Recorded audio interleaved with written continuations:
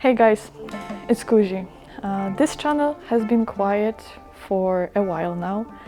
There's been a lot of stuff going on, including weather. It hasn't been the best. We had snow in Oregon, we had rain, then snow again, and so on. I also went on a trip to Hawaii. It was absolutely amazing. But now I'm back, and some of you guys know, some of you don't, but I'm looking for a new bike. I'm finally upgrading from 321cc to something bigger, which is very, very exciting. In this video, we're gonna talk about the options of bikes for myself. We're gonna also talk about whether it's better to get a new bike or used bike. Yes, I'm scratching. And also just future plans for the bike that I'm getting. So let's get into it. This week we've been to approximately 3 or more dealerships to look at the bikes. And since I'm very, very picky when it comes to design, I ended up liking only 3 motorcycles. And when it comes also to design, I really like when sport bikes look aggressive, but at the same time not too bulky. For example, I feel like the CBR bikes and Kawasaki, they are a big like a bit bigger, especially when it comes to the tank. I would prefer something smaller. Then another thing is I really, really like this race kind of inspired design. So when motorcycles include winglets, for example, I really dig that. I know that many people don't, but for me it looks just amazing. Now we can finally go to the 3 options of the bikes I really liked. Okay, so the first option, Ducati Panigale V2 2024 edition. Absolutely amazing bike. Design-wise, it's just stunning, especially the older gen, and that's what I would go for. Then also really good dealership that we would get that Ducati from. In Portland, there is only one Ducati dealership, it's Motocorsa. They're absolutely amazing. They invited us to some Ducati, specifically Ducati events. We met many awesome people. Everyone there was so kind, so funny. They also told me about maybe ideas for recording the bike reveal and so on. I really would love to collab with them one day. If I don't get the Ducati now, I'm sure I will get it sometime in the future. Then when it also comes to just all like creation stuff, of course Ducati Panigale, like I feel like it's one of the most searchable bikes on social media.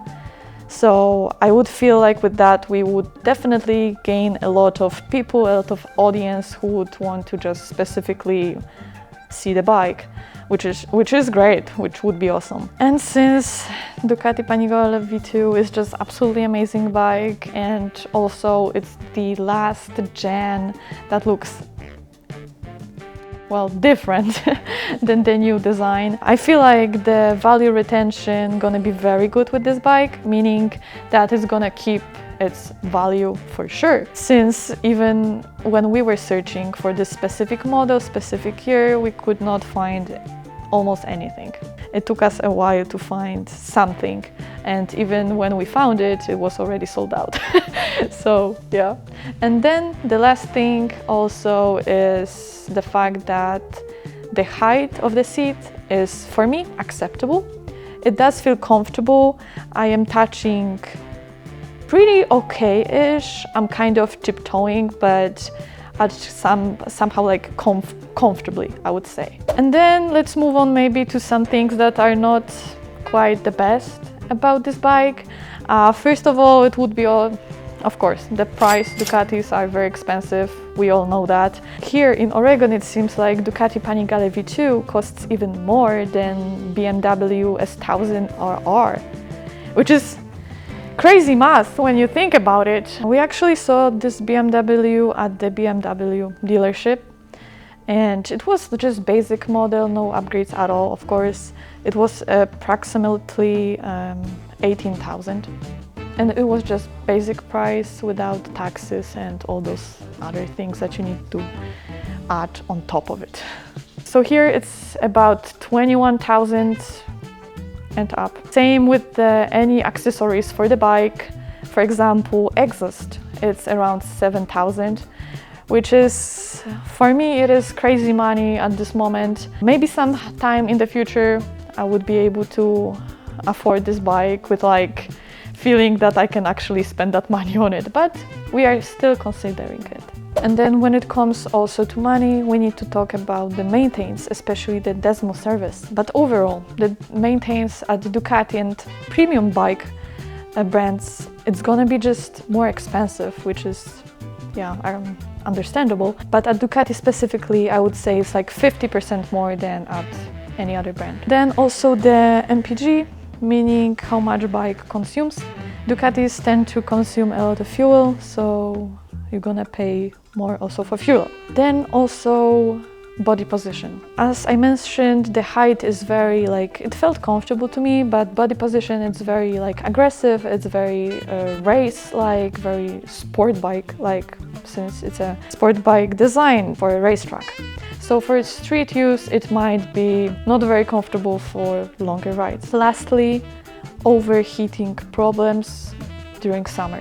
I've heard from so many owners of Ducati that the bike overheats during summer, they cannot ride it, they need to have a second bike to ride it specifically during the summer, which might suck, especially when you live in a climate that is warm. Fortunately, Oregon is not warm. I mean, it really depends on the summer, but we tend to have not very warm days. So I don't think it would be a problem here, but who knows. Now let's move on to yet another bike, which is Aprilia RS 660.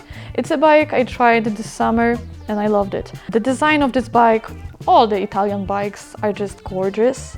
I really dig the lights, the front, the side, like everything about this bike for me looks almost perfect.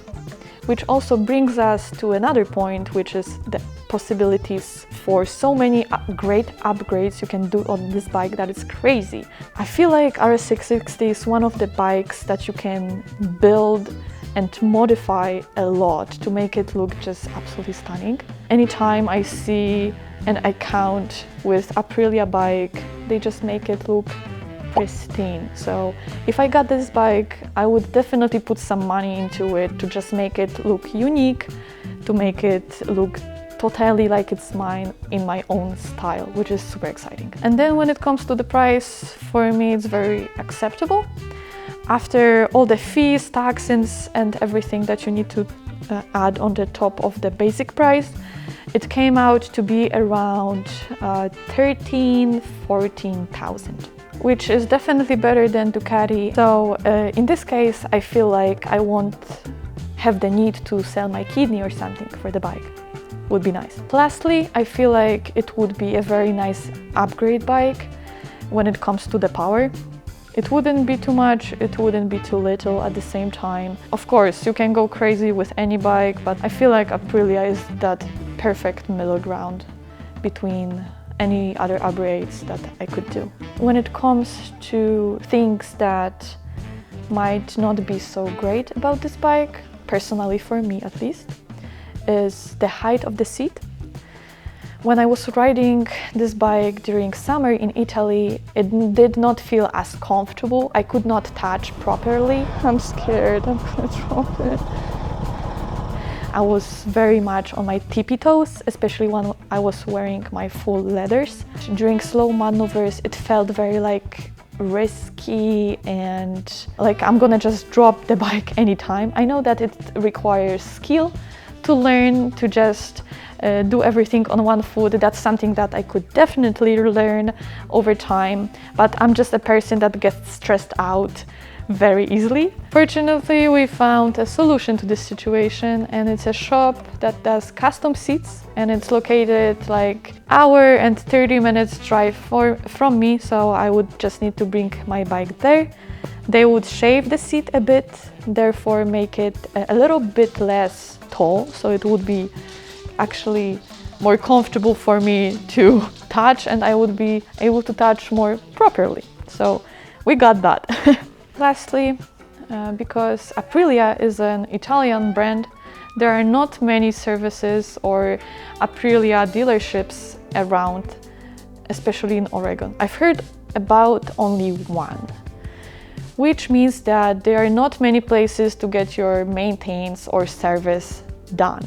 The third bike and last bike on our list is the new Triumph Street Triple. For a naked bike, it handles very well. It's almost compared to a sport bike. That's how good this bike is. And then when it comes to the build, overall build, okay, 1 second, I need to get the dog. Come here, you wanna come here? Opa. Big boy. Opa. So when it comes to the build, I've heard from so many people, and so many people also recommend it to me personally. For a naked bike, the build is absolutely insane. It handles the road way better than the KTM 790 that I've been riding during the summer, which is crazy to me, because the KTM already was just like the ride was feeling so smooth, so I can't even imagine how that would feel on a Street Triple. And then also Street Triple has the best brakes out of the other two bikes that we mentioned, which is the V2 and Aprilia RS 660. It has the best braking system, the best calibers, which would be very nice to have on a bike, of course. And of course also power and the sound. Like, it's absolutely incredible that this bike can produce 130 horsepower. Absolutely wild. And from what I heard, from what I've seen, this bike sounds just insane. The sound is so beautiful. And of course the overall build and quality. I feel like Street Triple is the bike that have everything that needs to be hidden actually hidden. Makes the bike just look so clean, especially from the side. But when it comes to the front, oh my god, I hope that it's not too loud for you guys. When it comes to the front, I just can't stand the design. I feel like it's missing something, and then also just not being able to get many parts to kind of build it a bit and customize it on your own. That's, I feel like, the main reason for me why I'm not really like 100% sure about this bike. I know that there is a part that looks like a little windshield, and I saw it also in person, but I still feel like the front of the bike is missing something.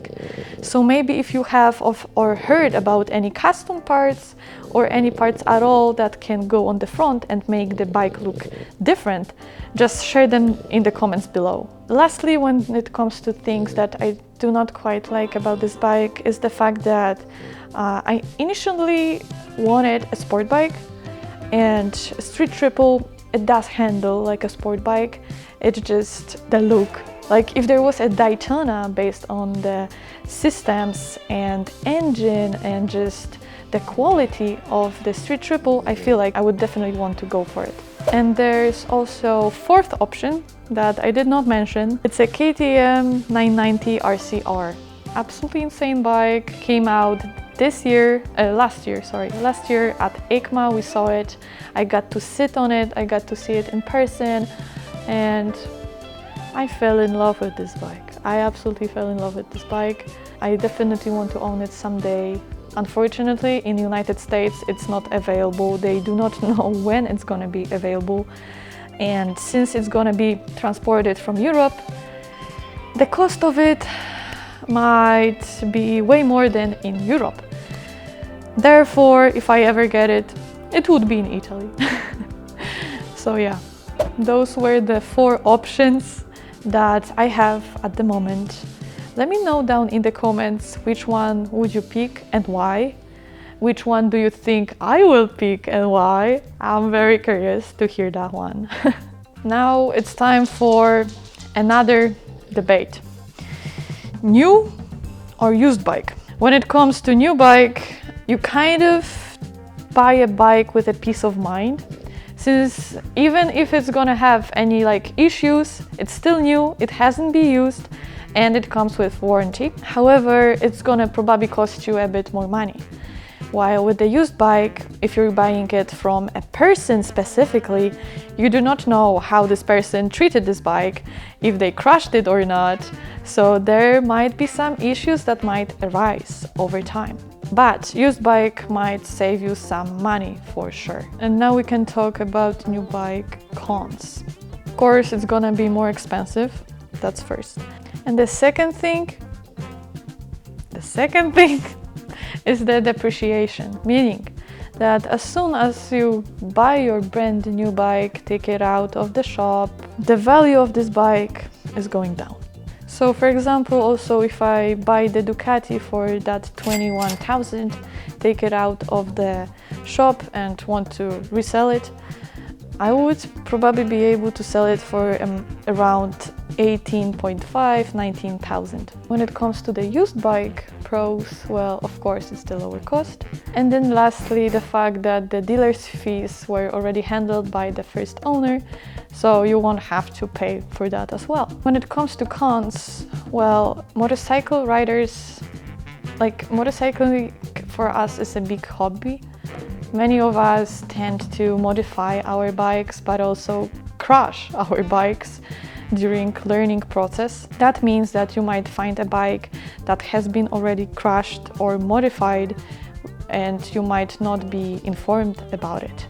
Buying the bike is just the start, but there are also some other factors that we should include. So first thing is the insurance, which differ by models, by also the fact how many people have already crashed this specific model, but also on the person and the state itself. And when it comes to like the person factor, it's about how many times have you crashed, how many times have you got a ticket, and so on. It's really an individual factor. Now I'm giving an example. This is just example, like not based on anything, more just to like explain to you how more or less it works from what I read. If I'm wrong, please correct me in the comments. So basically, for example, if R1 has been crashed 1,000 times by different people, of course, the insurance is gonna be higher on this bike than on a new bike that is coming out and no one has crashed it yet. For example, the KTM 990 RCR. There's no data about any crashes yet, so the insurance on that bike gonna be lower than the on R1. It is also dependable on the price of the bike itself. For example, for Ducati Panigale V2, the insurance is gonna be higher than for Aprilia RS 660, since Ducati is just more expensive. And another factor is the maintenance, which we briefly talked about before. For each bike, it's gonna look totally different. For example, for Ducati, it's gonna be probably 500 and more, while for Aprilia, it will be maybe around 300 to 400. And for Triumph, it's gonna be probably like middle ground or as expensive as for Ducati. Once I get that new bike, there are some plans that I already have for it. So firstly, that would be traveling with 2 bikes finally. Since I still plan to keep my R3 and now I'm getting the new bike, me and my boyfriend will be able to finally travel across United States, which is huge. Till this time, we've been traveling only in Europe and we loved it a lot. So now the United States area is basically opening to us for exploration. Then I'm also planning on doing track days. I am not sure if I want to do that with a brand new bike, given the fact that I have not been ever to a professional racetrack. I've been only doing pit bikes for now. So maybe that's a plan for R3. So during the summertime, expect some nice travel vlogs from the trips to the ocean, to the coast. I'm really excited and can't wait to share it with you. And then, of course, when it comes to the content ideas for the bike that I'm gonna get. And then when it comes to content ideas, well, first thing first would be, of course, the bike reveal. I want to make a huge thing out of it. I have some ideas and I hope that it's gonna come out very nicely. Very excited for that. But also just simple reviews of the bike, of how it rides, and any upgrades for specific bike that we have planned. And then, of course, as I mentioned, just travel vlogs, maybe some night rides. That would be very nice, I feel like. And of course, gym vlogs, since that's something that many people seem to like. I enjoy recording it, and it would be very exciting to bring the new bike to the gym with me. So the first mods that I'm planning for the bike. Of course, after purchasing the bike, I'm gonna need to take some months to just recover from that big spending. But some of the first mods that I definitely want to include would be getting the sliders for the bike, meaning those parts that would protect the bike anytime it either falls over or in case I even crash. Then, of course, I want to change the exhaust. For me, like, exhaust is such a big deal when riding a bike, and just when the bike sounds nice, it just changes the ride completely for me. So that's something that is also on top of my list. Any other collaborations that we're gonna manage to do, we have some ideas.